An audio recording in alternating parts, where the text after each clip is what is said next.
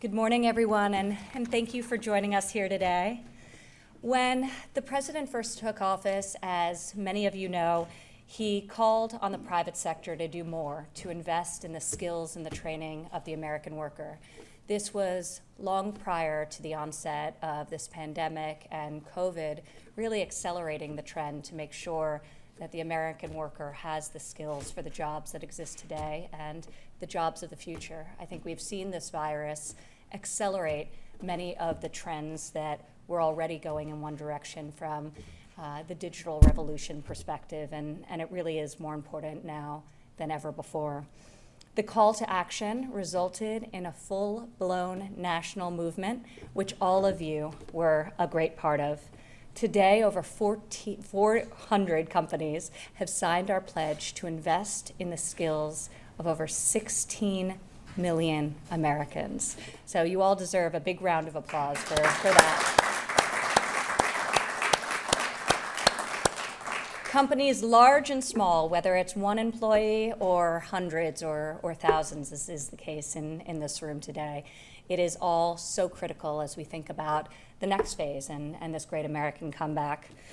Today at the White House, we are recognizing 9 incredible organizations and, of course, private sector companies who are receiving the inaugural Pledge to America's Workers, proving that investing in the workforce, the country's greatest asset by far, is not just an activity that feels good, but it's also smart business. Just a couple of stories I wanted to share with you from my extensive travels across the United States. I was actually with Marilyn Houston several times, but one visit in Colorado particularly stood out, where I met a young woman, Sarah Latham, who was in advanced manufacturing technician apprentice. And she, like many other people in the program, had entered this position not thinking that somebody could join the aerospace industry and earn a great paying wage without a 4-year college degree. Well, she underwent an extensive apprentice program through Lockheed as part of their fulfillment of the pledge, and is now building hardware for space vehicles that are currently in orbit. So it's very exciting. I had met Sarah when she had just graduated from the apprenticeship program, so it's incredible to see her continue to thrive. Another young woman I met, named Reggie, was with Textron. I met her during a visit to Kansas, the aerospace capital of the world, and there she was part of a tuition-free scholarship program to study aviation sheet metal making. Now, as a prime example of the importance of lifelong learning, she is back through a program, went back to school, and is in the Women in Manufacturing program and absolutely excelling. So we're very proud of her as well, which does underscore the role that women play in the Great American Comeback. In 2019, of all the new jobs created, 70% of them were secured by women, which is truly extraordinary. And we will get back to that.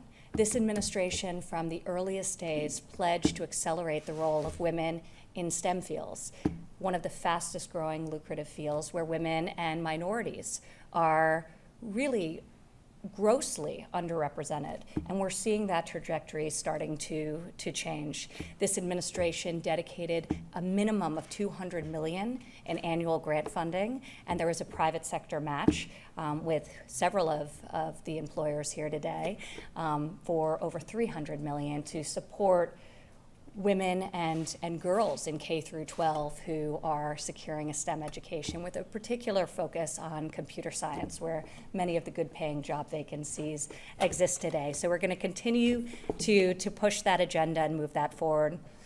Now more than ever, the American worker is our greatest asset, and we're proud of these organizations and trade associations for their excellence in the space of training and providing pathways to upward mobility for students and workers across the nation.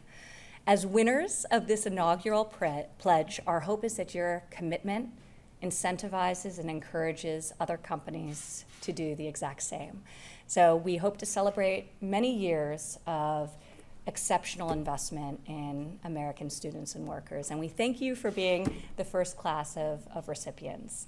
And with that, I will hand it over to Secretary Ross to say a few more words. Thank you all.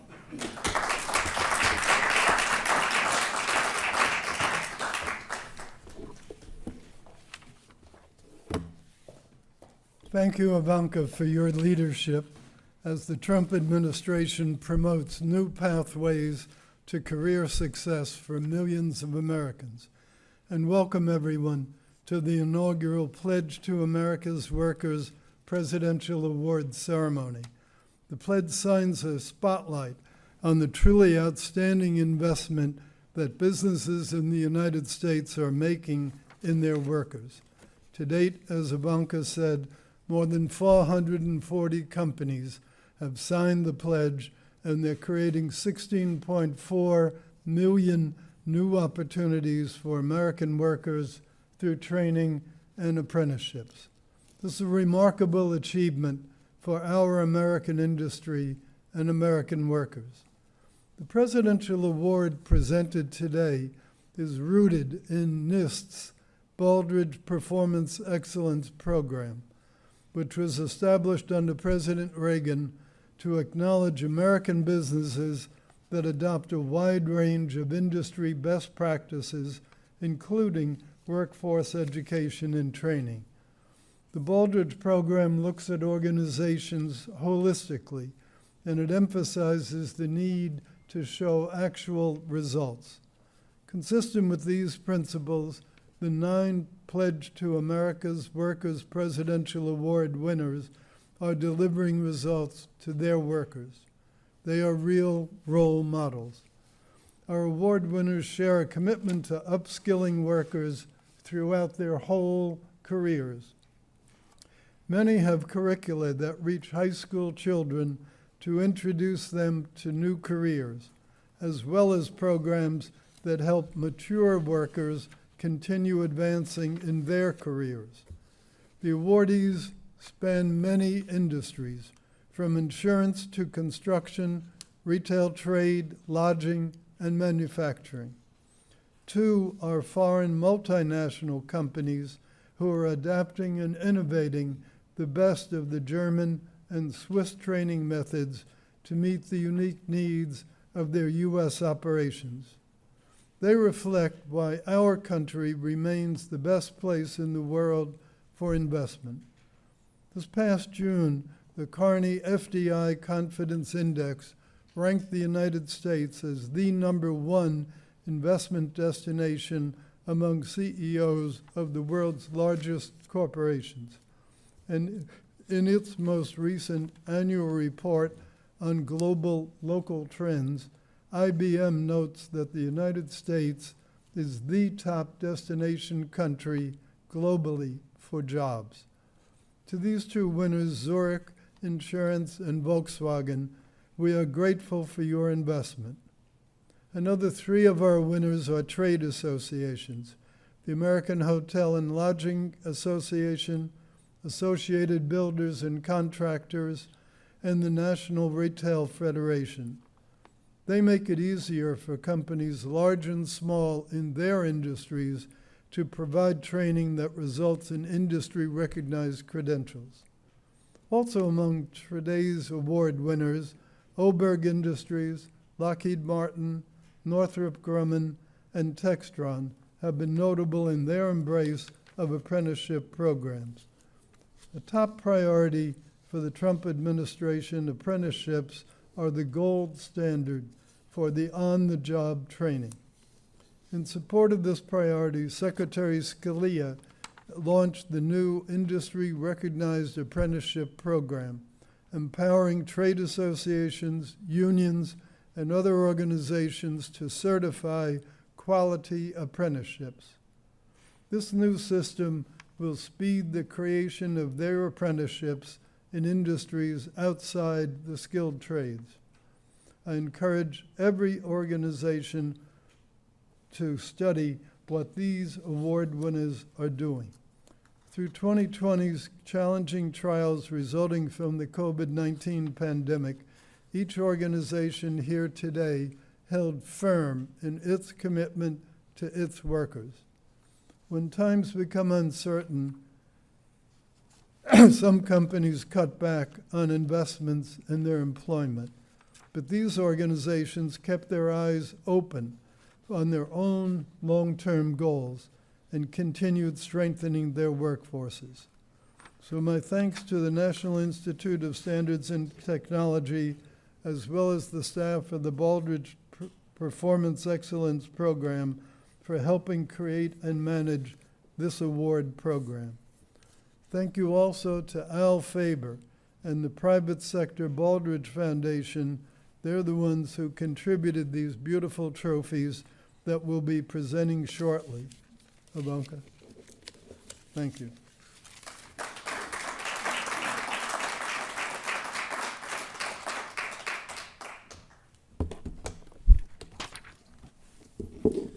So I'm honored to have the opportunity to recognize the 9 incredible awardees of the first ever Pledge to America Workers Presidential Award. As the Assistant Secretary for the Employment and Training Administration, I'm particularly pleased to see the number of organizations prioritizing different types of training, including apprenticeships in new and emerging fields. Just this morning, the Department of Labor announced our first round of organizations that will be recognized to issue industry-recognized apprenticeship programs.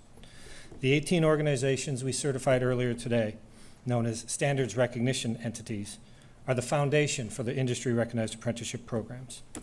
These entities will enable companies in industries like healthcare, advanced manufacturing, information technology, and many others to better tailor their apprenticeship programs to fit the particular needs of their workforces. And we stand ready to assist any of today's award recipients should they be interested in becoming SREs. Now back to the reason we're all here. Today I have the distinct honor of introducing the companies and trade associations receiving the Pledge to America's Worker Presidential Award. I will share the names of the award recipient in alphabetical order and a few words about how the organization has delivered excellence in workforce training and education. After I read the citation for your organization, I would ask that each recipient step forward for a photo with Secretary Ross and Advisor Trump and receive your award. With that, we'll begin with the American Hotel and Lodging Association, represented by President and CEO Chip Rogers. In response to nearly 9 in 10 hotels having to lay off or furlough workers this year, AHLA pivoted their workforce development strategy in recent months to respond to the needs created by COVID. A central focus was to offer current and furloughed employees the opportunity to learn new skills through training and credentialing programs to prepare for a return to the workforce or their next career position in the industry.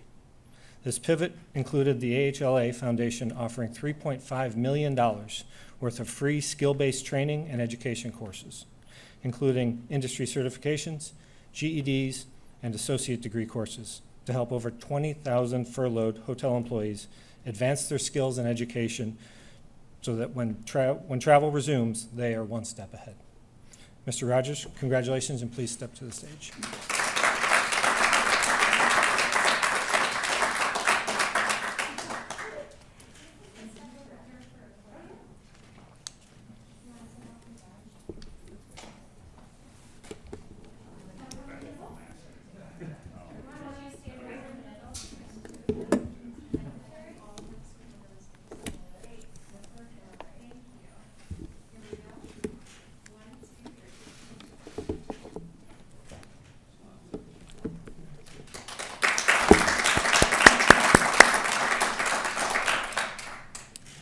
Next, I'd like to recognize the Associated Builders and Contractors represented today by 2020 Chair Tim Keating. When ABC signed the Pledge to America's Workers at the White House in July 2018, it promised to educate and develop at least 50,000 construction workers over the next 5 years. ABC has already far exceeded that goal. In 2019 alone, ABC members invested $1.5 billion to provide more than 1.1 million course attendees with craft, leadership, and safety education. ABC has 1,400 training locations nationwide where they connect high school students, minorities, re-entering citizens, veterans, and women with rewarding careers in construction. ABC is building a workforce that is safe, skilled, and productive using innovative and flexible learning models and apprenticeships in more than 50 professions. Mr. Keating, congratulations, and please join us on stage.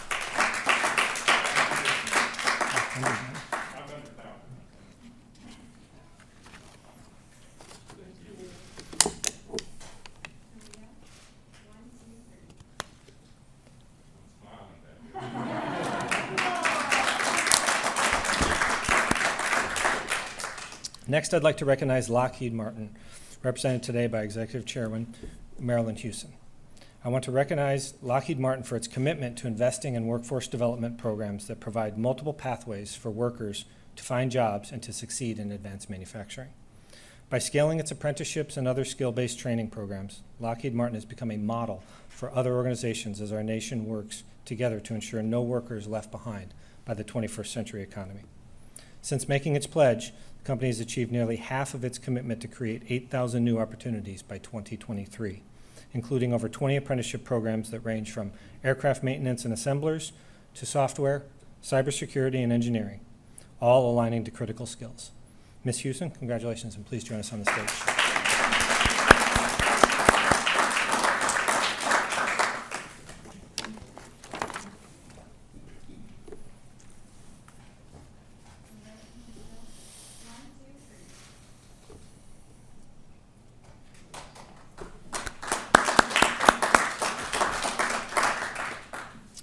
Next, I'd like to recognize the National Retail Federation, represented today by President and CEO Matthew Shea. The NRF Foundation's Rise Up program is designed to help people, regardless of education background, economic means, or age, acquire foundational skills necessary for career success, from customer service and sales to inventory management and profitability. Developed in collaboration with over 30 retailers, the industry-recognized credentials build workplace readiness, retail, industry fundamentals, customer service, sales, and business of retail. Rise Up is delivered through training partners across the country, including high schools, career and technical education centers, community colleges, universities, workforce organizations, and retailers. The foundation has formed key partnerships with departments of education in Virginia, Louisiana, Ohio, Kentucky, and Arizona, earning approval for Rise Up credentials in high schools and career and technical education centers throughout the state. The NRF Foundation has reached over 400,000 individuals with Rise Up training, 75,000 since 2018, through 800 delivery partners in 47 states. A 2020 survey of Rise Up learners demonstrates the program's impact. 88% agreed that a Rise Up credential helped them advance in their career. Mr. Shea, congratulations, and please join us on stage.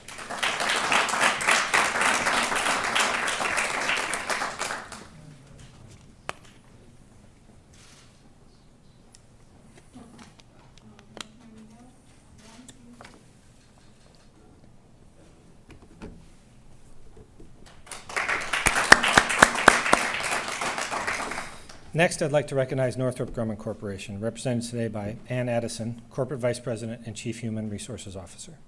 Northrop Grumman has invested in the upskilling of their employees in cutting-edge technology, creating leadership paths, and providing youth achievement programs to build future talent pipelines. Their workforce development program includes apprenticeships and pre-apprenticeships for entry-level roles, internships and co-op opportunities for college students, and fully virtual technical academies for senior technical talent. They proudly support the company's 90,000 employees in reaching their career goals, as well as serve the greater community through their training and development opportunities. Ms. Addison, congratulations, and please join us on stage.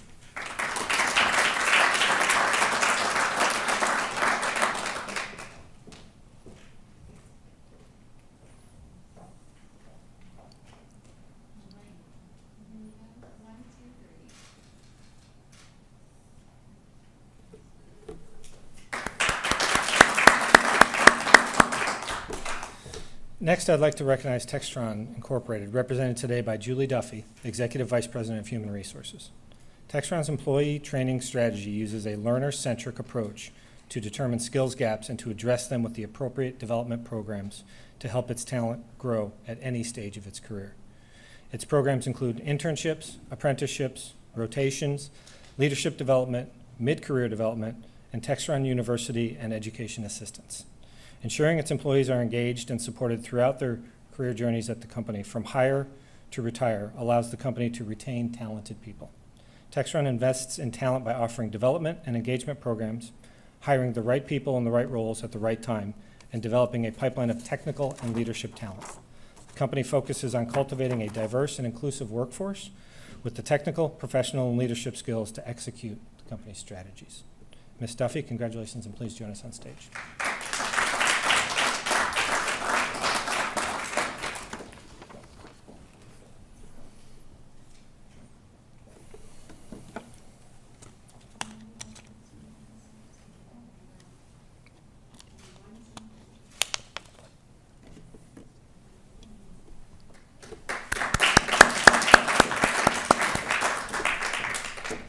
Next, I would like to recognize Volkswagen Group of America, represented today by Tom Duplessis, CEO of Volkswagen Chattanooga Operations. To keep up with the technology change, Volkswagen is making large investments in workforce development here in the U.S.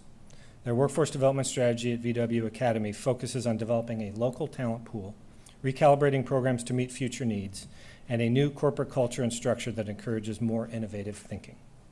Partnering with educational institutions has increased their training capacity, particularly for on-site apprenticeships, technical skills, and professional skills training.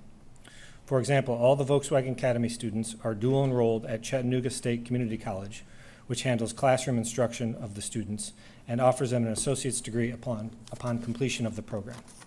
Mr. Duplessis, congratulations, and please join us on stage.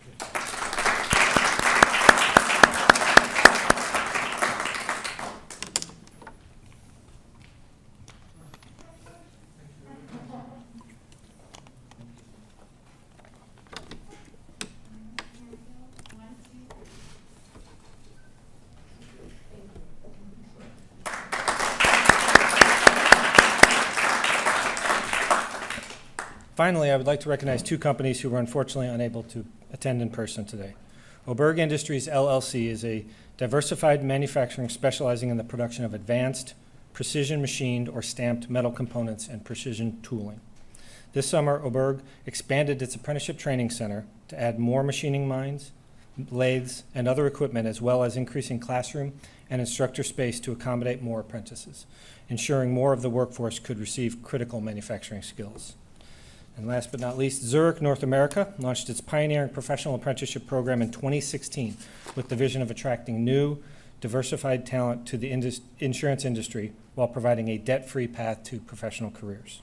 The reality of this program has surpassed the vision. This fall, Zurich expanded its program from its Chicagoland headquarters to New York City.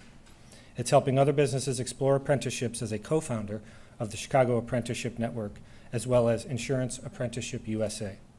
Zurich's apprenticeship program is an investment and an opportunity and innovation in the U.S. economy. Congratulations to the incredible winners of the Pledge to America's Workers Presidential Award. The administration is honored to recognize your achievements in workforce education and training. Thank you very much.